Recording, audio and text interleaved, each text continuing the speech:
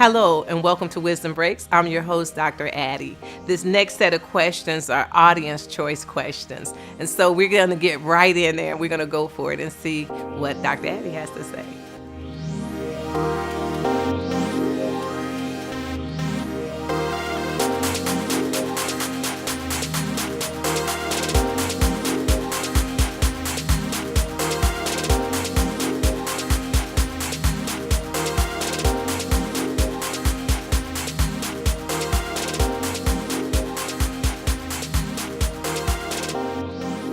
Hello, welcome to Wisdom Breaks, and I'm your host, Dr. Addie.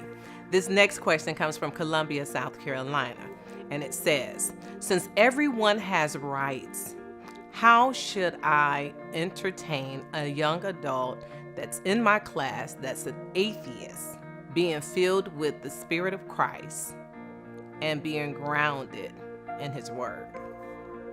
Wow, that's a whole lot of stuff going on there. So, I often tell people this: when you are who you're called to be and you're walking in that thing genuinely, you don't need to do anything extra because it's an atheist in the classroom. Because even an atheist got to believe in something. You know, whether he believed that it ain't a God, he's still believing in something. So, this is what you do. It tells us love and kindness have drawn us, and it's the love that will draw people. It's the love that you display, So what I would suggest to you is that you walk in your classroom and you be the epitome of the love of God. That you just walk in there. You're not there to debate anything. You're not there trying to conform nobody. You're just there to be who you're called and birthed to be in the earth for such a time as this. So I would suggest to you, be love. And avoid any kind of conflict in terms of trying to prove your point, because you don't have to do that, because what's in you will show up anyway.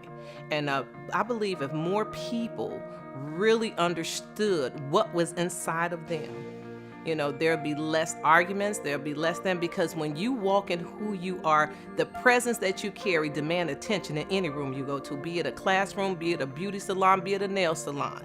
Whoever you are, what's inside of you is going to come forth. So I don't care if it's an atheist in there or whoever, you got the ability to walk in the power that change atmospheres.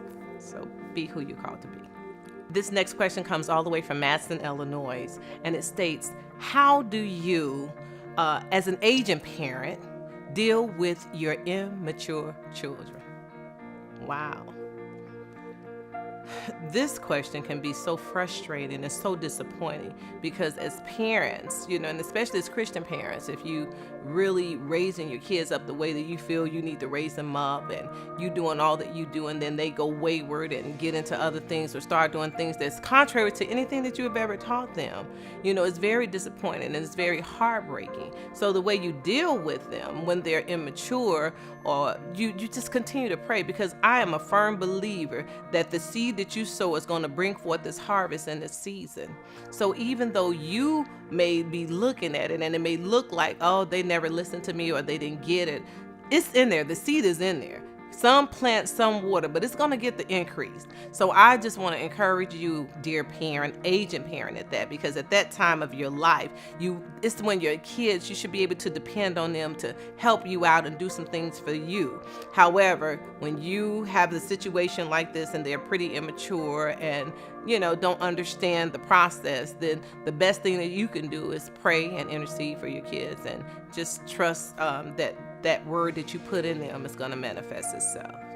Okay, this next question comes from Columbia, South Carolina, and it says, how do you handle sexual harassment on the job? Also, another portion of that question is, especially when you need the check. So that lets me know that apparently the person who's doing the sexual harassment must be your boss, because it was talking about protocol. You can't even follow the proper protocol to report it. So I'm a firm believer that everybody got somebody that's over them. And it has to be a way, in order for you to do what you have to do. Most jobs have a place called the EEO office or something like that. That's outside the local office of maybe what you're working in. So I believe that if you really want help and don't want to be harassed and you're afraid of your livelihood, go to the EEO office. That would be my first stop, as the EEO office, because they can't fire you because you're stating that you're being abused or you're being sexually harassed. Nobody have the right to do that. I remember I was young, and back then, they wasn't calling it sexual harassment, but I had this little job, and I was so excited, and I was in this place, and I was the secretary, and, and I was doing it, and I would come to work and just, answering that phone, and the boss came over to my desk one morning and started rubbing my shoulders, talking about, "Good morning. How are you doing?" Man, my whole body just froze. But I had no idea that, I could file something like a sexual harassment charge, because then after that he kept calling, talking about, "I'm calling because I just want to hear your voice." Those things are sexual harassment. And had we known then that we can do something about it, I definitely would have done something about it, because no way do I want to continue to work in an atmosphere, an environment that's violating who I am as a person? And you shouldn't either. So I just want to encourage you, find the EEO office, have the courage to go. I know you stated something about your paycheck and wanting to be able to get your paycheck, but honey, this is a time when you just have to really trust in something greater than your paycheck. Thank you for writing. This question comes from Columbia, South Carolina, and it goes, how do you get unstuck when everything and everyone around you depends on you staying in that box that they put you in for them? Whew, honey, all I can say is break loose. And when you break loose, you have to break loose from the traditions and the things that you've allowed yourself to become to other people, especially when it's to the point where it becomes unhealthy for you. Now, when you find yourself like that, and I know, because I'm speaking from experience, I used to make myself so available for everyone, that I didn't have time for me. And so when I finally found that no was an anointed word, man, I tell you, folk got mad, but it's okay, because it set me free and it allowed me to begin to walk in my purpose, on purpose. And I believe that's what you're going to have to do. You're going to have to make a decision that you're going to walk on purpose, in your purpose, and on purpose, irregardless of that. And yes, some people are going to get upset and it may hurt their feelings, because one lady had called me. She was so used to me always saying, yeah, I'll do this, or yes, I can do that for you, or whatever, because in her world, I was the go-to person. And so when she had to call and I said, no, I'm not going to be able to do it, she was so shocked. She on the phone, she said, oh. So, but it felt good, and it was very liberating for me. And just as that was liberating for me, I'm sure it would be liberating for you, because it comes from past hurts of abandonment or rejection or something. And so we try to become all things to everybody, and we just cannot do that. We cannot do that. So I would suggest to you that you break loose, let it go, and walk into who you're purposed to be. This question comes from Columbia, South Carolina, and it reads, after asking God for forgiveness and forgiving myself, how do I move forward when everyone else constantly reminds me of the things I did in my past? The example, whether you went to jail or you were on drugs, and they won't seem to let you forget that. They're constantly reminding you of your past. How do you move forward?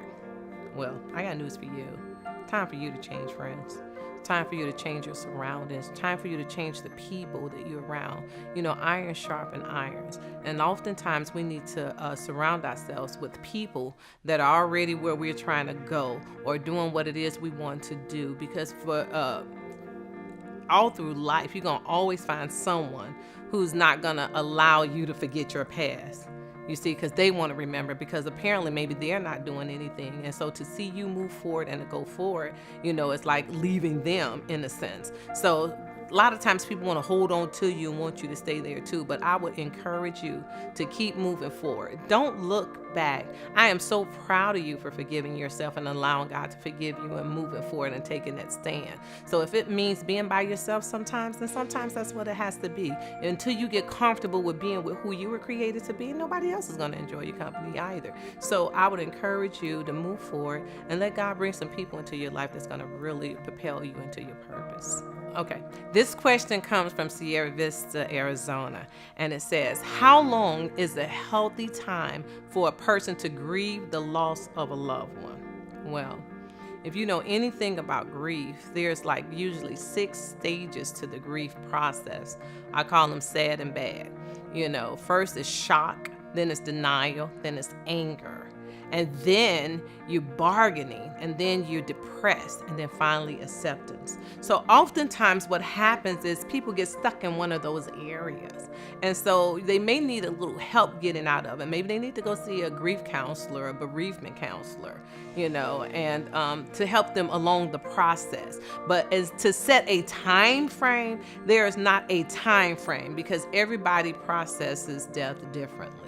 And so, they have to figure out what works for them.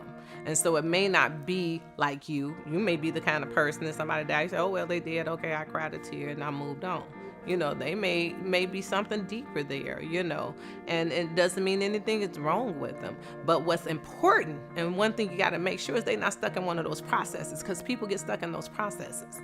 And then they'll need a little help to get out of it. So if they're in one of those processes that I named out, which is the shock, the denial, the anger, the bargaining, the depression, and then the acceptance, 9 times out of 10, a lot of times people get stuck in that depression part.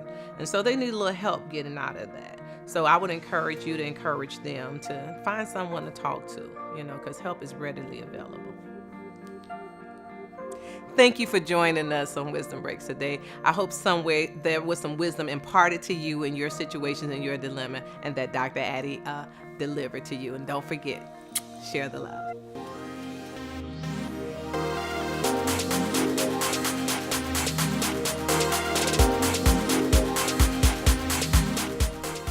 Send your questions to Dr. Addie at a.mcafferty@aol.com. You may also follow her on social media on Facebook, Twitter, and Instagram. You can purchase Dr. Addie's book, Beyond Betrayal, Standing in the Midst of Adversity, by going to Amazon.com. Or you can visit her website at www.addiemcafferty.com.